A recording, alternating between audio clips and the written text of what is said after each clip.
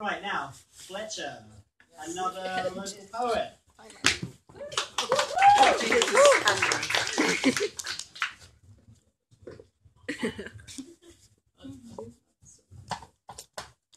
to try not to break this. I've done that before and it was awkward.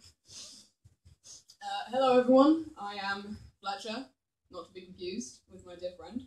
I have some poems for you tonight. Some of them are a little bit gay, some of them are a little bit darker, but we'll go on for that. So the first one I'm going to do is the gayest of them all. It's a little bit more punny when you see it written down. It's called the Hymn of Him. Hymn as in pray and then hymn as in male. This is still too short. That will do. So yeah, I hope you enjoy it. The first time I loved him, it was summer.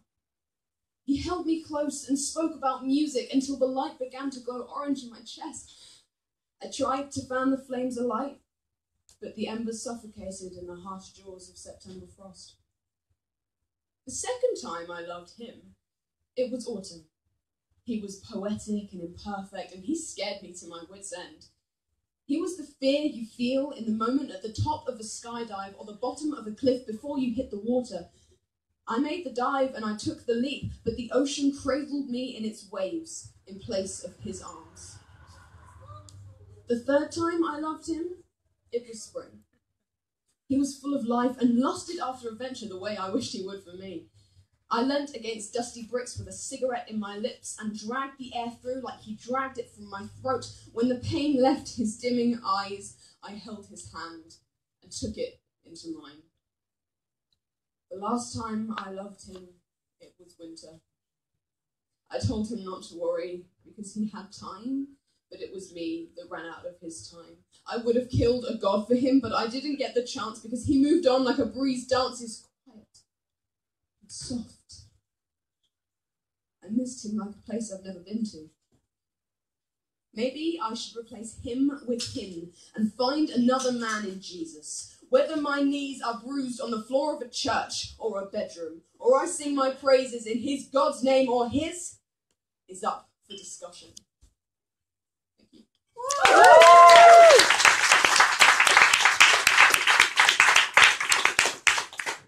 So this next one I wrote for TDOR, which was last week. That's Trans Day of Remembrance.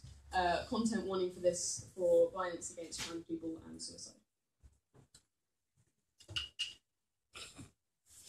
This poem is called Historic High. Dee Wiggum was stabbed 119 times. Her only transgression was being transgender. When we talk about violence, we all like to be very polite, but there is no dressing up the obscenity of 119 times.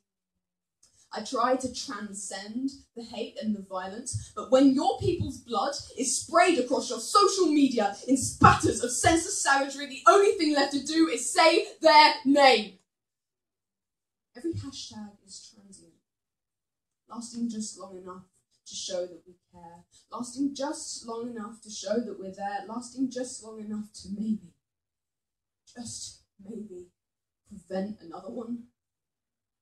And your God might make no mistakes, but there are men who think themselves God, declaring, I am one. I can't slip your scripture between my knuckles in my pocket when I walk home alone at night. Your commandments left loopholes large enough to climb inside and writhe until they find the excuse they need. The statistics speak for themselves. Hear them scream, the system is shattered like the glass shards in Ash's knees, and I am not Leela Alcorn.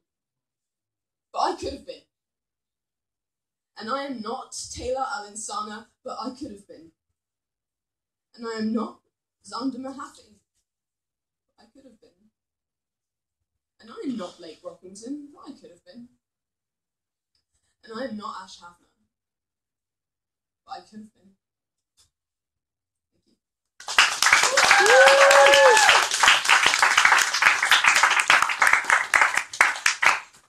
So I'll go back to my lighter stuff now. This next one is called Educator, and this is content warning for sexual references and for a reclaimed slur. Let's teach queer kids about sex. Let's teach queer kids that sex is different from love, which is different from fucking, which is different from Screw 'em. Let's teach queer kids that if their chest doesn't fit, they can have it tailored. Let's teach queer kids that if they look at their brother and want a beard like him, they can grow one.